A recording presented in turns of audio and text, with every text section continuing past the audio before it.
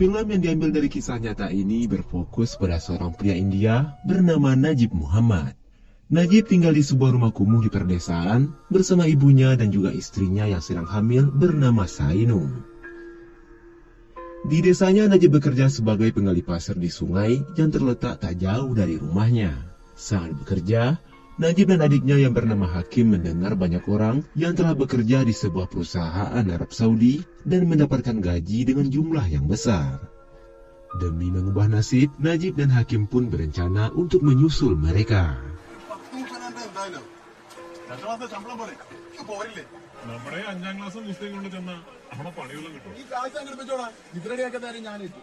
Najib lalu dikenalkan dengan seorang agen tenaga kerja yang akan mencarikan sponsor, tempat bekerja sampai mengurus visa. Namun si agen ini meminta bayaran yang tinggi. Untuk mewujudkan keinginannya, Najib pun menjual semua harta miliknya, bahkan sampai rela menggadaikan rumah demi bisa berangkat ke Arab Saudi.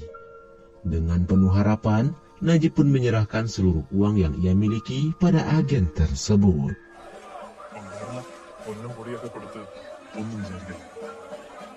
Sebelum pergi, Najib terlebih dulu menghabiskan waktu bersama istrinya. Istrinya berharap Najib bisa mendapatkan uang yang banyak dan membangun rumah yang layak untuk mereka. Di saat yang sama, keduanya juga bersedih karena harus berpisah ketika istrinya sedang hamil. Najib pun berpesan, jika nantinya anaknya lahir laki-laki, maka harus diberi nama dengan Nabil. Dan singkat cerita, waktu yang ditunggu pun telah tiba. Untuk menuju bandara, Najib dan Hakim menggunakan kereta api. Di sini, Najib terpaksa meninggalkan keluarganya demi masa depan yang lebih baik.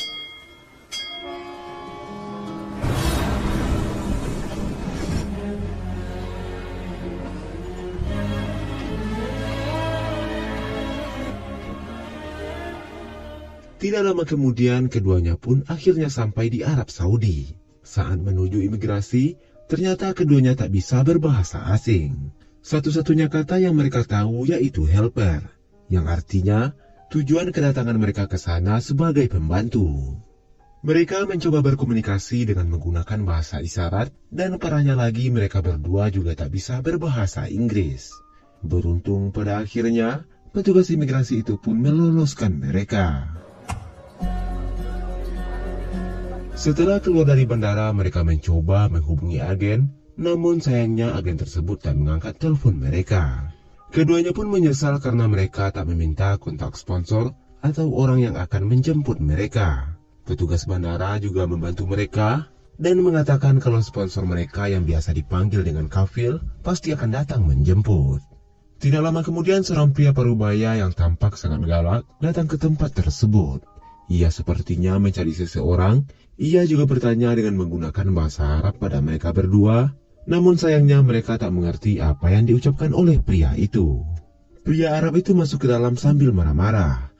Ia pun mengambil visa Najib dan Hakim dan membawa mereka berdua. Karena terbatasnya komunikasi, keduanya seringkali salah paham sehingga emosi pria Arab tersebut memuncak.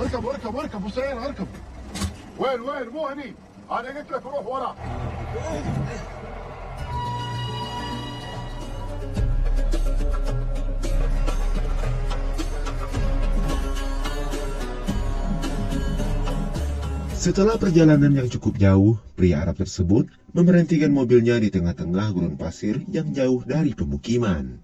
Najib mencoba menjelaskan dengan bahasa Indianya kalau pria Arab tersebut melakukan kesalahan karena mereka dijanjikan bekerja di tengah kota. Ia juga meminta telepon untuk mengabari keluarganya, namun sayangnya kafil tersebut tak menghiraukannya dan menyuruh Najib untuk kembali ke mobil.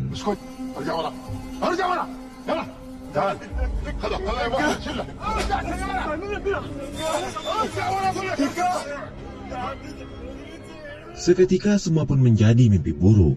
Mereka yang dijanjikan bekerja di sebuah perusahaan malah dibawa ke tengah gurun pasir dan dipekerjakan secara terpisah. Tidak lama kemudian kafir membawa Najib ke peternakannya. Sesampainya di sana, Najib yang masih bingung terpaksa masuk ke peternakan. Di sana ia bertemu dengan pria tua pengembala yang tampak berantakan, tidak terurus dan kurus kering. Beruntungnya pria tua itu bisa sedikit berkomunikasi dengan Najib walaupun menggunakan bahasa isyarat. Najib pun meminta air minum pada pria tua itu. Namun pria itu hanya menunjukkan keran, yang artinya ia harus minum langsung dari keran tersebut. Setelah itu Najib pun bertanya di mana ia bisa beristirahat. Pria tua itu mengatakan ia bisa beristirahat dimanapun, yang membuat Najib pergi ke tenda di dalam kandang. Di sana Najib mulai menyesali kepergiannya. Ia memimpikan istrinya yang membuat kerinduannya semakin dalam. Tapi mimpinya itu terhenti ketika kafil datang dan menendangnya karena telah tidur di tempat tidurnya.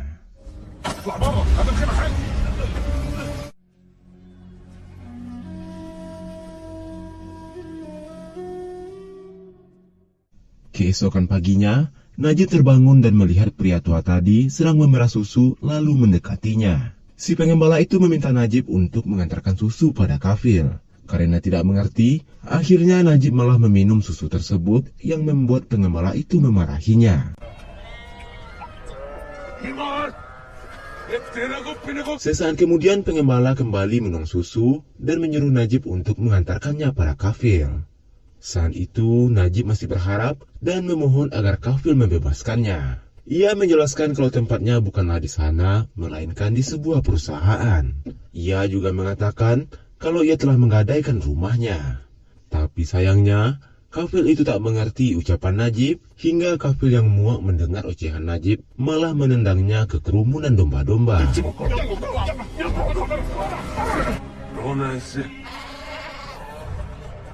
Tidak berselang lama, kafil yang mengantarnya tadi malam datang ke sana. Najib pun segera berlari dan meminta bantuannya.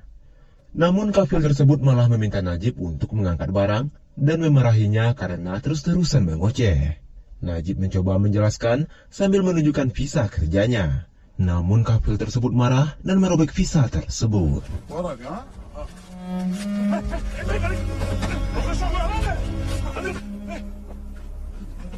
Hal tersebut tentu saja membuat Najib mulai frustasi. Sesaat kemudian, ia mendekati pria tua yang sedang mengembala kambing dan menanyakan arah menuju kota. Gembala tersebut mengatakan kalau jalanan berada di tempat yang sangat jauh, di mana tidak ada seorang pun yang tahu jaraknya.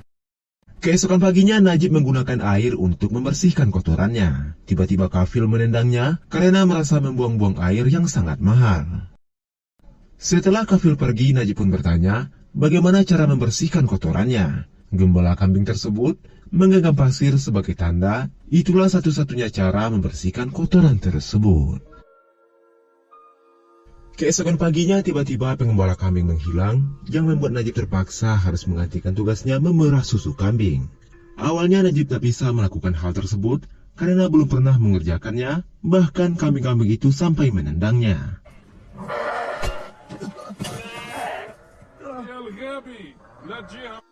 Akhirnya kafil mengajarkan bagaimana cara memerah susu kambing yang baik.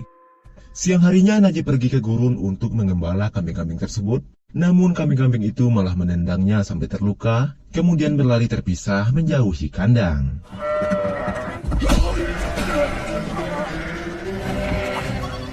Melihat kambing-kambing yang terpisah, kafil memaksa Najib untuk mengembalikan kambing-kambing tersebut ke tempat semula. Namun karena sudah tak tahan dengan rasa sakitnya, Najib memohon agar kafil membawanya ke rumah sakit. Sayangnya kafil tersebut malah mengancam dan akan mencambuknya. Tidak terasa waktu pun telah berlalu. Najib tidak sengaja melihat wajahnya di kaca spion dan melihat penampilannya yang berubah drastis.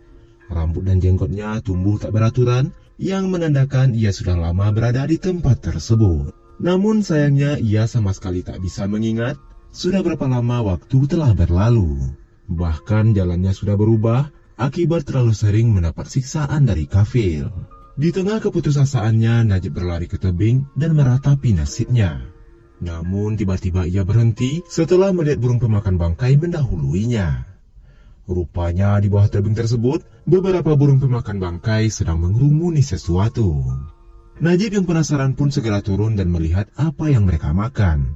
Dan betapa mengejutkannya, karena ternyata burung-burung pemakan bangkai itu sedang memakan jasad pengembala yang telah kering. Itulah sebabnya ia tidak pernah lagi melihat pengembala tersebut. Najib kemudian kembali ke kandang dan menangisi nasibnya. Disinilah keinginannya untuk bebas kembali muncul dan tak ingin berakhir seperti pengembala tadi. Tanpa pikir panjang, Najib pun mencoba kabur dari sana. Ia mencoba melarikan diri dari kandang tersebut. Rupanya kafil memergokinya, kemudian mengejarnya sambil membawa senapan. Dengan menunggangi seekor unta, kafil pun berhasil mendekati Najib, lalu menembakkan senapannya.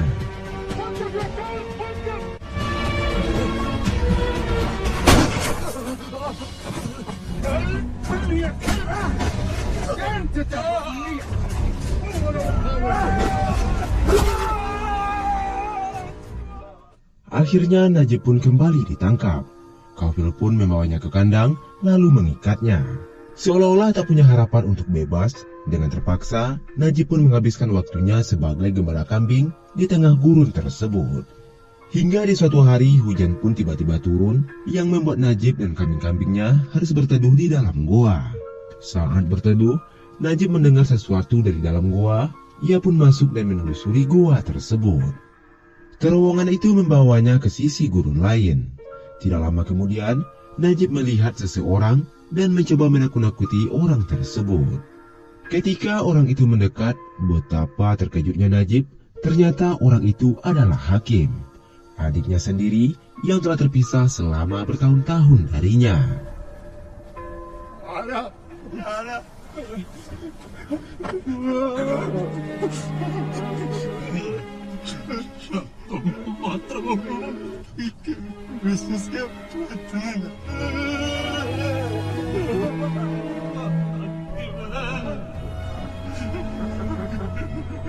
Awalnya keduanya tak saling mengenal satu sama lain karena penampilan mereka yang telah berubah secara drastis. Satu-satunya yang mereka kenal hanyalah suara mereka sendiri. Tidak lama kemudian kafil Hakim pun datang menjemput. Saking takutnya dengan sang kafil, ia segera berlari ke sana dan meminta kakaknya untuk kembali datang ke tempat itu besok harinya. Keesokan harinya, Najib sengaja melewati gurun tersebut dan tidak lama kemudian Hakim pun muncul. Seolah-olah sedang terburu-buru, Hakim hanya meninggalkan selembar surat di tempat tersebut. Najib lalu mengambil surat tersebut, namun tiba-tiba angin datang yang membuat suratnya terbang. Di saat yang sama, kafil datang dan mencurigainya. Najib pun mengelabui kafil dan mengatakan kalau ia sedang buang air besar. Untung saja kafil itu percaya dan pergi meninggalkannya. Akhirnya Najib pun berhasil mendapatkan surat tersebut. Hakim menuliskan kalau mereka bisa bebas dari sana. Ia mempunyai seorang teman dari Afrika yang mengetahui jalan pulang. Hakim merasa Tuhan telah mengutus orang Afrika tersebut untuk menyelamatkan mereka. Keesokan harinya Najib pun bertemu dengan Hakim dan teman Afrikanya yang bernama Ibrahim. Ibrahim mengatakan sangat sulit untuk kabur dari sana karena kafil-kafil tersebut sangat kejam dan tempat itu jauh dari pemukiman. Tapi berita baiknya, beberapa hari lagi salah seorang kafil akan menikahkan putrinya. Dan inilah kesempatan terbaik bagi mereka untuk melarikan diri.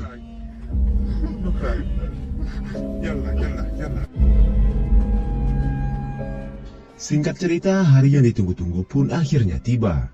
Setelah lama menunggu, akhirnya kafil pun meninggalkan tempat tersebut. Sesaat setelah kafil itu menghilang dari pandangan, Najib pun segera melepas pakaiannya dan membasuh seluruh badannya. Akhirnya setelah bertahun-tahun, Najib bisa merasakan air di tubuhnya. Kemudian ia pun mengganti bajunya dengan baju yang pertama kali ia kenakan. Saat memakai celana, terlihat kalau celana tersebut sangat longgar karena Najib jauh lebih kurus dari sebelumnya. Sebelum pergi, Najib melakukan perpisahan pada hewan ternaknya. Ia memberi mereka makanan dan mengatakan bahwa ia akan pergi dan tak akan pernah kembali. Seolah mengerti dengan perkataan Najib, hewan-hewan ternak tersebut berhenti makan dan tak ingin dia meninggalkan mereka. Tidak lama kemudian Hakim dan Ibrahim datang menjemputnya. Ia segera mengambil tas lalu menyusuri gurun pasir.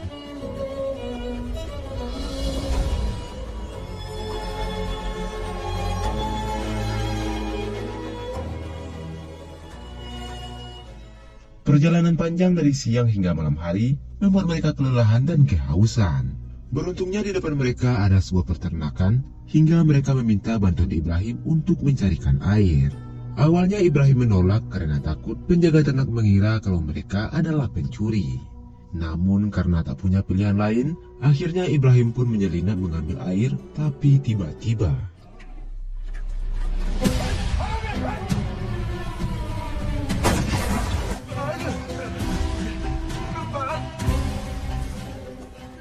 penjaga ternak memergokinya dan menyorakinya sebagai pencuri.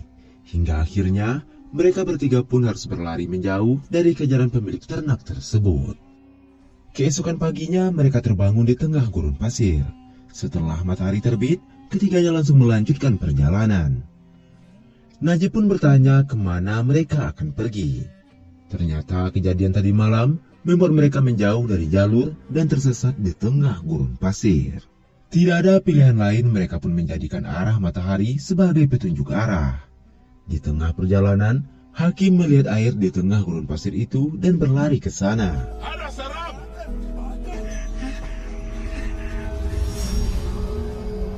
Ternyata yang mereka lihat adalah fata morgana dan seekor unta yang mati kehausan. Melihat hal ini, ketiganya pun mulai panik dan takut berakhir seperti unta tersebut.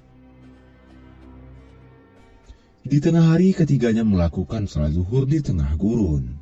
Sesaat setelah sholat, tiba-tiba angin berhembus kencang dan ular-ular gurun beracun pun mulai keluar dari pasir. Ibrahim pun meminta Najib untuk tetap diam, jika tidak ular itu akan menggigitnya.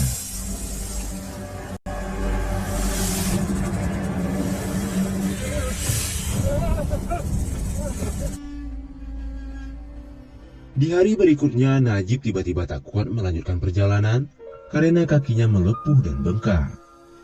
Itu disebabkan karena ia tak memakai sepatu saat di perjalanan. Karena sebelumnya, sepatunya terlepas saat mereka lari dari kejaran pemilik ternak.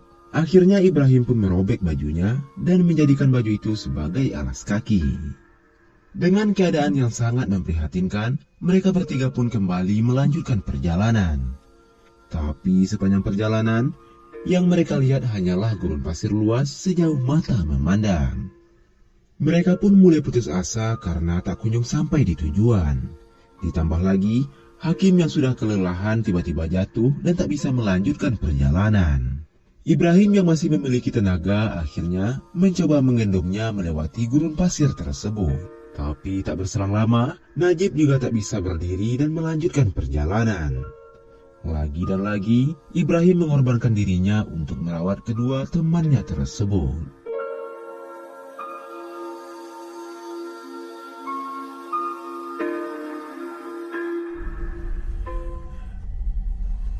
Mereka pun kembali melanjutkan perjalanan. Hingga sampai di suatu tempat, Hakim mengidap depresi berat yang membuatnya berhalusinasi dan seolah melihat perkotaan. Ia yang tadinya lemah, tiba-tiba mempunyai kekuatan untuk berlari mencari sumber air. Tanpa pikir panjang, Hakim juga memakan pasir karena menganggapnya sebagai air yang membuat tenggorokannya terluka. Akibat kejadian tersebut, Hakim pun akhirnya meninggal dunia.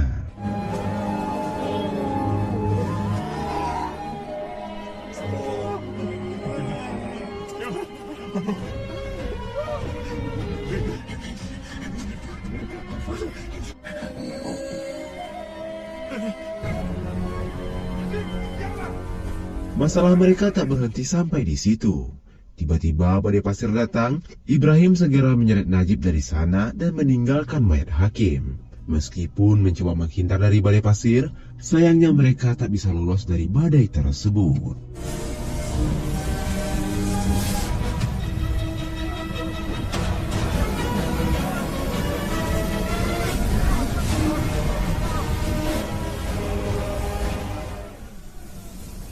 Selang beberapa saat, akhirnya badai pasir pun berhenti. Kini yang tersisa hanyalah Ibrahim dan Najib. Najib yang sudah putus asa tak mau lagi melanjutkan perjalanannya, tapi Ibrahim terus memberikan semangat dan memberikan sepatunya pada Najib. Sementara dirinya memakai sobekan baju sebagai alas kaki.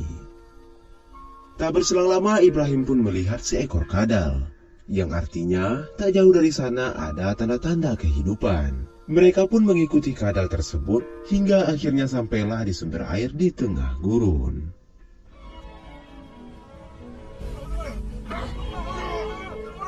Najib yang sudah kehausan berniat untuk minum air tersebut sebanyak mungkin. Namun Ibrahim mencegahnya dan memintanya untuk minum sedikit demi sedikit. Ia juga membantu Najib untuk menghilangkan dahaga dengan membasahi bibirnya terlebih dulu. Dan tidak jauh dari tempat tersebut, Ibrahim menemukan sebuah botol. Ia pun mengeluarkan isinya dan meniup botol itu hingga mengeluarkan suara yang sangat merdu.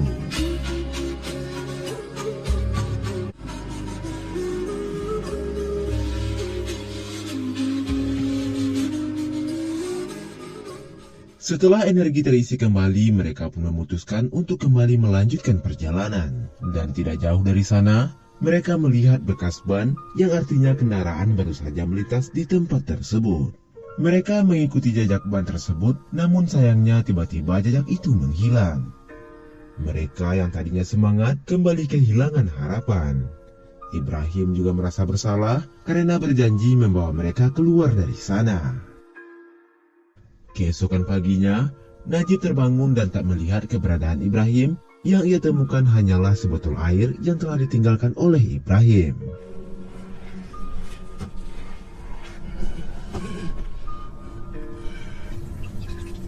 Setelah meminum air tersebut, tiba-tiba Najib mendengar suara kendaraan. Dengan bersusah payah, ia pun berlari menuju arah suara tersebut.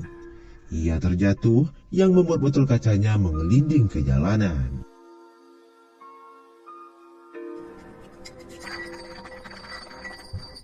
Akhirnya setelah perjalanan panjang, Najib pun berhasil menemukan jalanan. Namun sayangnya penderitaannya terus berlanjut. Ia mencoba minta tolong pada pengendara yang lewat, tapi tak satu pun yang mau menolongnya. Para pengendara yang lewat bahkan memarahinya saat Najib mencoba menghentikan kendaraannya.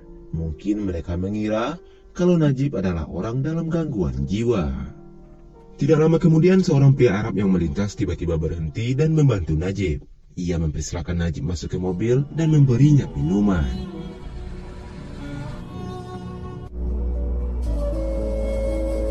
Bismillah. Ishrab.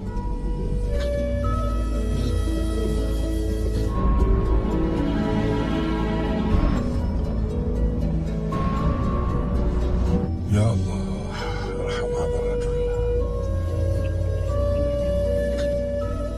Karena tidak tahu harus mengantar kemana, pria Arab itu mengantarkan Najib ke sebuah masjid. Slowly. Assalam. Allah ma'ah. Sesampainya di sana, Najib meminta tolong pada orang-orang, namun orang-orang tersebut tak menghiraukannya. Hingga pada akhirnya ia ditemukan dan dibawa ke dinas sosial. Di sana tubuhnya dibersihkan, serta rambut dan jenggotnya dipotong. Setelah itu orang-orang tersebut mencari tahu latar belakang Najib yang sesungguhnya. Singkat cerita, dinas sosial pun akhirnya berhasil menemukan keluarga Najib di India dan segera menelponnya. Ternyata selama ini keluarganya juga mencari keberadaan Najib, namun sayangnya mereka tak tahu harus mencari kemana. Bahkan mereka sudah putus asa dan beranggapan kalau Najib telah meninggal. Nah, Arnab.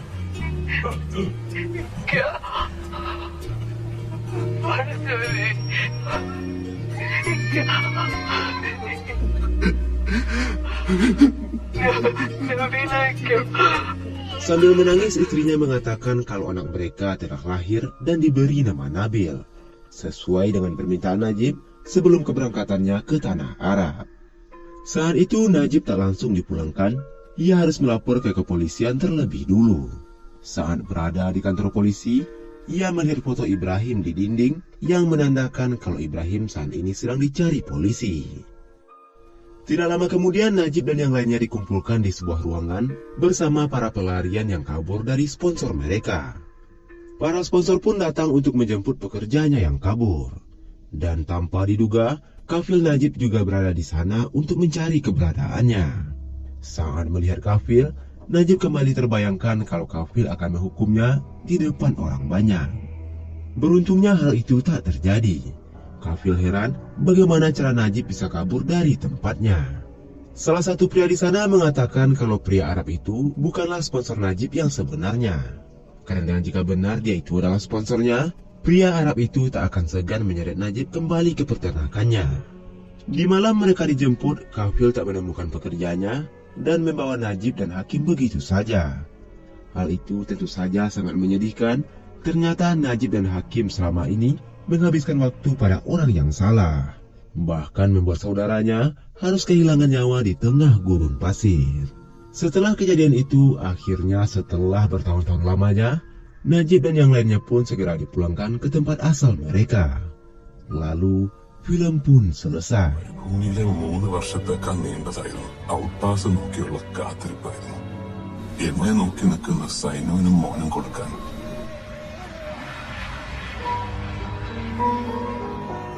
Sebuah pelajaran penting dari kisah ini adalah perlunya belajar bahasa asing sebelum menjadi tenaga kerja di negara orang lain. Seperti yang kita lihat pada kisah Najib ini, ia dibawa oleh orang yang salah karena keterbatasan komunikasi.